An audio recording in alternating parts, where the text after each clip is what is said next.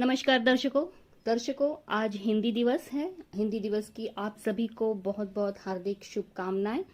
दर्शकों, हिंदी दिवस प्रत्येक वर्ष 14 सितंबर को मनाया जाता है और 14 सितंबर 1949 को संविधान सभा ने यह निर्णय लिया कि हिंदी भी केंद्र सरकार की आधिकारिक भाषा होगी, क्योंकि भारत में अधिकतर क्षेत्रों में ज्यादातर हिंदी भाषा बोली जाती थी।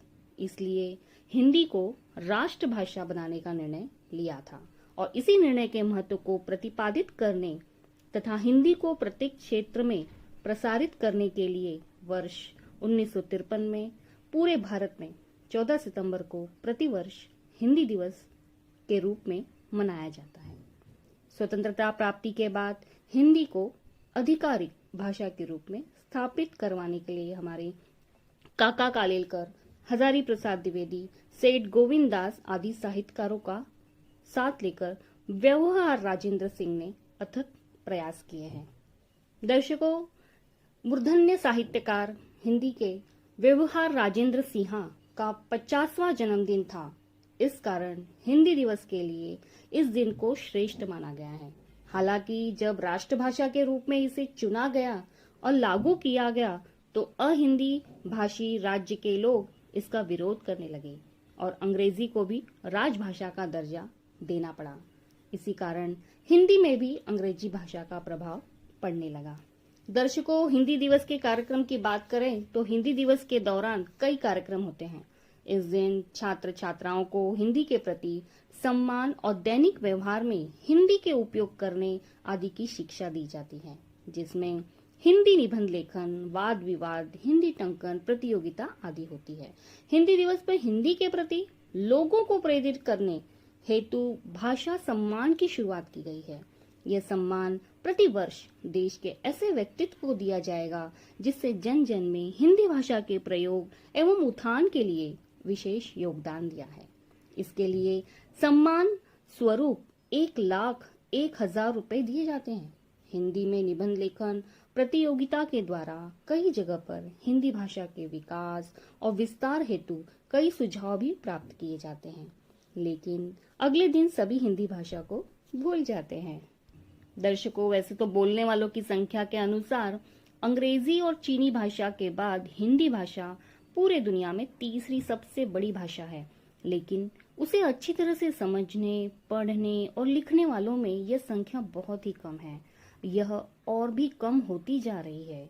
इसके साथ ही हिंदी भाषा पर अंग्रेजी के शब्दों का भी बहुत अधिक प्रभाव हुआ है और कई शब्द प्रचलन से हट गए हैं और अंग्रेजी के शब्द ने उसकी जगह ले ली है, जिससे भविष्य में भाषा के विलुप्त होने की भी संभावना अधिक बढ़ गई है। इस कारण ऐसे लोग जो हिंदी का ज्ञान रखते हैं या हिंदी भाषा जानते हैं, उन्हें हिंदी के प्रति अपने कर्तव्य का बोध करवाने के लिए इस दिन को हिंदी दिवस के रूप में मनाया जाता है, जिससे वे सभी अपने कर्तव्य का पालन कर हिंदी भाषा को भविष्य में विलुप्त होने से बचा सके। दर्शकों, इसका मुख्य उद्देश्य वर्ष में एक दिन इस बात से है कि लोगों को रूबरू कराना है कि जब तक वे हिंदी का उपयोग पूरी तरह से नहीं करेंगे तब तक हिंदी भाषा का विकास नहीं हो सकता। इस एक दिन सभी सरकारी कार्यालयों में अंग्रेजी के स्थान पर हिंदी का उपयोग करने की सलाह दी जाती है। इसके अलावा जो वर्ष भर हिंदी में अच्छे विकास कार्य करता है और अपने कार्य में हिंदी का अच्छी तरह से उपयोग करता है, उसे पुरस्कार द्वारा सम्मानित किया जाता है। दर्शकों, ऐसा है कि कई लोग अपने सामान्य बोलचाल में भी अंग्रेजी भाषा के शब्दों का या अंग्रेजी का उपयोग करते हैं, जिससे धीरे धीरे हिंदी के अस्तित्व को खतरा मंडरा रहा है। जिस तरह से टेलीविजन से लेकर विद्यालयों तक, सोशल मीडिया से लेकर निजी तकनीकी संस्थानों तक, निजी दफ्तरों तक में अंग्रेजी का दबदबा कायम है, उससे लगता है कि हमारी मातृभाषा हिंदी धीरे धीरे कम और फिर दशकों विलुप्त जैसे हो जा रही है। यदि शीघ्र ही हम ऐसे छोटे छोटे प्रयासों द्वारा अपनी मातृभाषा हिंदी को अपने जीवन में एक अनिवार्य स्थान नहीं देंगे तो ये दूसरी भाषाओं से हो रही स्पर्धा में बहुत पीछे रह जाएगी। यहाँ तक कि वाराणसी में स्थित दुनिया में सबसे बड़ी हिंदी संस्था आज बहुत ही खस्ता हालत में है। इसी कारण इस दिन उन सभी से निवेदन किया जाता है कि वे अपनी बोलचाल की भाषा में भी हिंदी का ही उपयोग करें। इसके अलावा लोगों को अपने विचार आदि को हिंदी में लिखने भी कहा जाता है, क्योंकि हिंदी भाषा में लिखने हेतु बहुत कम उपकरण के बारे में ही लोगों को पता है। तो दर्शकों, ये रही हमारी छोटी सी जानकारी हिंदी दिवस पर। आप सभी को हिंदी दिवस की बहुत बहुत शुभकामनाएं। आप सभी बहुत ज़्यादा कोशिश करिए कि हिंदी में ही वार्तालाप करें, लिखने और उसका प्रयत्न करें।